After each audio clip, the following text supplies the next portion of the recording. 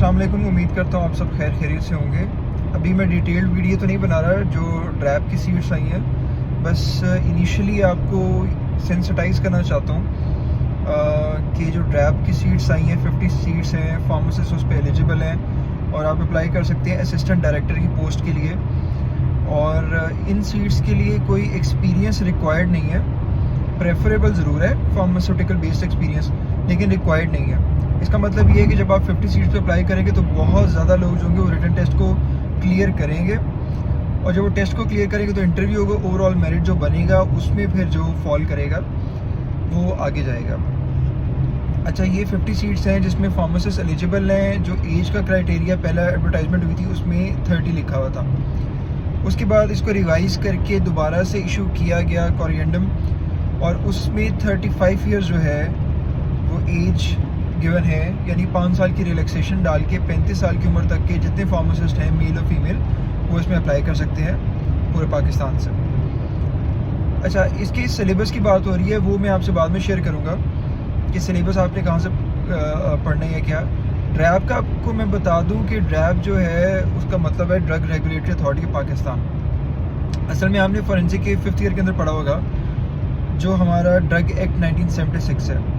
उसके बाद डिफरेंट जो प्रोविंसेस हैं उनकी रूल्स आ गए, लेकिन ड्रग एक्ट की सही मानी में जो इम्प्लीमेंटेशन थी समझने के उसकी खातिर ड्रैप एक्ट मारज़ वजूद में आया, और ड्रग एक्ट 1976 को इम्प्लीमेंट करवाने के लिए ड्रैप एक्ट 2012 के अंदर आया, और उसके बाद उसमें सारी चीज़ें आई कि किस तरह से ये ड्रैप एक्ट जो है इनकॉर्पोरेट करता है वो सारी चीज़ें कि जिसमें इंटर प्रोविंशियल जितने सारे सूबे हैं पाकिस्तान के उसमें ड्रग्स के रजिस्ट्रेशन को, मैन्युफैक्चरिंग के लाइसेंसेस को, रेगुलेटरी जो चीज़ें हैं वो, आपकी जो प्रोडक्ट हैं उनकी एनलिस्टमेंट, आपकी जो भी चीज़ें बन रही हैं, मेडिसिन है, वो सारी जो हैं उनकी रजिस्ट्रेशन वगैरह, उनकी लाइसेंसिंग वगैरह, फॉर्म्स वगैरह, वो आप मैं डिटेल में आपसे गाइड करूँगा। बल्कि यूट्यूब चैनल के ऊपर मैंने ड्रैप एक्ट को पढ़ाया भी हुआ है, तो वो आप वहाँ से तैयारी भी कर सकते हैं। फर्दर जो ड्रैप एक्ट है, ड्रग एक्ट है, ड्रग एक्ट को भी मैंने पूरा पढ़ाया हुआ है अपने यूट्यूब चैनल के ऊपर, pharmacy exam guide live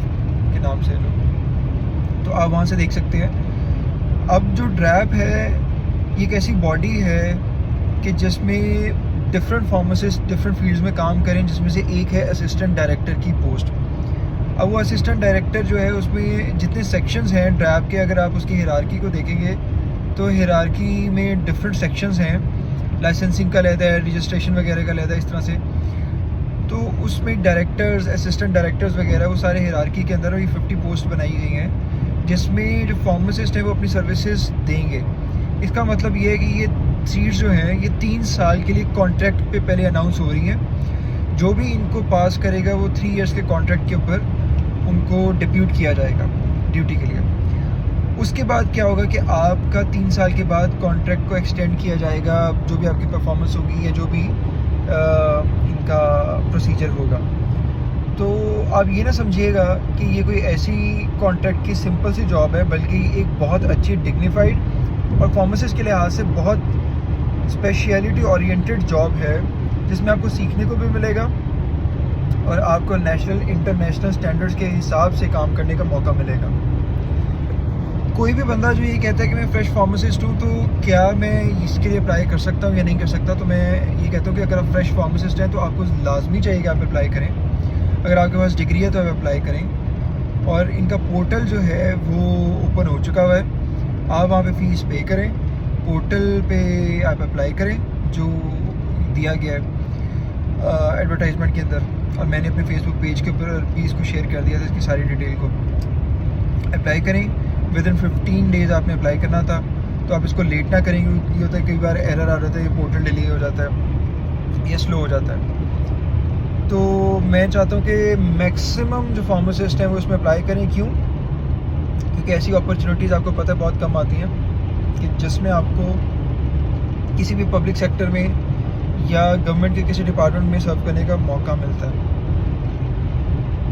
as में भी मोस्टली लोग इसमें फॉल करते हैं, और ड्रैप जो है वो एक ऐसी बॉडी है कि वो सारी की सारी, जैसे आपको पता है कि कोई बड़ा इंपॉर्टेंट काम ये होता है कि जब कोई भी ड्रग इंस्पेक्टर कहीं रेड करते हैं, चालान करते हैं, उसके बाद सैम्पलिंग करते हैं, सैम्पल्स को भेजा जाता है ड्रग टेस्टिंग लैब, वो फेल हो जाते हैं। इसी तरह से ड्रैब की लेबॉर्ट्रीज़ वगैरह, सैम्पलिंग वगैरह, और वो फेल हो जाते हैं।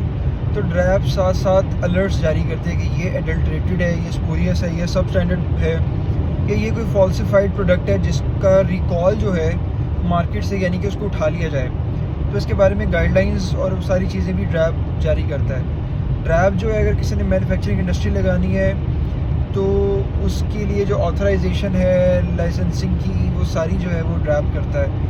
अगर किसी ने उस इंडस्ट्री के अंदर मुख्तलिफ प्रोडक्ट्स बनानी है तो उसकी एनलिस्टमेंट वगैरह फॉर्म 6 फॉर्म 7 जो होते हैं वो ड्रैब करता है। ये वो सारी ट्रेनिंग, वो सारी चीज़ें जिसको डिटेल में मैं आगे थ्रू आउट, जब तक आपका टेस्ट नहीं होता, आपको ट्रेन करूँगा, आपको बताऊँगा। और जो यूट्यूब चैनल है उस पर डिफरेंट एक्सपर्ट्स को भी लेके आपको गाइड करूँगा।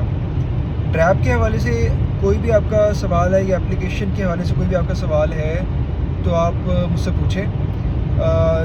टेस्ट कब हो सकता है? हमेशा मैं ये कहता हूँ कि 2 से 3 महीने के अंदर टेस्ट होगा, और अगर एक भी दिन ऊपर जाता है तो वो बोनस होता है। इसका मतलब ये है कि आप आज से अपनी तैयारी स्टार्ट करें। जो भी आपका ड्रग एक्ट है उसको पढ़ना स्टार्ट करें, ड्रग रूल्स को पढ़ना स्टार्ट करें, आपका फार्मेसी एक्ट को पढ़ना स्टार्ट करें, आप ड्रैप एक्ट 2012 को पढ़ना स्टार्ट करें, आप मेडिकल डिवाइसेस जो है उनको पढ़ना स्टार्ट करें। ड्रैप ये सारी चीज़ें देखता है, मतलब आपके जो फार्मास्यूटिकल प्रोडक्ट्स हैं उनको देखता है, आपके बायोलॉजिकल्स हैं उनको देखता है, आपकी मेडिकल डिवाइसेस जो हैं उनको देखता है, रेगुलेट करता है। आपके जिनको हम नॉन ड्रग कहते हैं, यानी कि ऑल्टरनेटिव जो हैं, या ओटीसी या यूनानी, हर्बल, आयुर्वेदिक, होम्योपैथिक सिस्टम, इन सब को रेगुलेट करता है। मार्केट के अंदर इनकी अवेलेबिलिटी को रेगुलेट करता है, और कोई भी इस तरह का एक्टिविटी करनी है ड्रग कंट्रोल तो वो भी करता है। तो बहुत सारी डिटेल है जो आपके साथ शेयर करनी है, वो आपकी तैयारी करवाएंगे गाइड करके आपको। तो आपने चैनल जो है उसको सब्सक्राइब रखें और कमेंट करें अगर आपने ये वीडियो देख ली है, ताकि मुझे पता चले कि आप लोग वाकई ही इंटरेस्टेड हैं तैयारी को लेके चलने में। और बाकी जो बुक्स हैं मेरी, फार्मा एसेट, जिसके अंदर कंप्लीट 5 ईयर्स का सिलेबस गिवन है, 1 लाइनर ऑब्जेक्टिव है, थाउजेंड्स ऑफ MCQs हैं, पास पेपर्स हैं, गवर्नमेंट एग्ज़ाम के पास पेपर्स हैं, टेबल्स हैं, CPR जो कॉम्प्रिहेंसिव फार्मेसी रिव्यू, उसके 20+ चैप्टर्स हैं, उसमें 1 लाइनर ऑब्जेक्टिव उसका डिटेल में। तो आप वहाँ से जो है 5 ईयर का सिलेबस उसको देख सकते हैं, जिसमें फार्मास्यूटिकल जो है टॉपिक्स को देख सकते हैं। साथ ही साथ फोरेंसिक की अलग बुक बनाई हुई, उसमें लॉ और अमेंडमेंट्स आती हैं, तो फोरेंसिक की बुक है, आप उससे पढ़ सकते हैं। और साथ मॉडल पेपर्स है कि जो गवर्नमेंट ऑफिसर्स ने खुद लिखे हुए हैं, 38 के करीब पेपर, तो आप उससे प्रैक्टिस कर सकते हैं। तो आप ये बुक्स भी लें, और सिलेबस उनकी तरफ से अनाउंस हो जाएगा।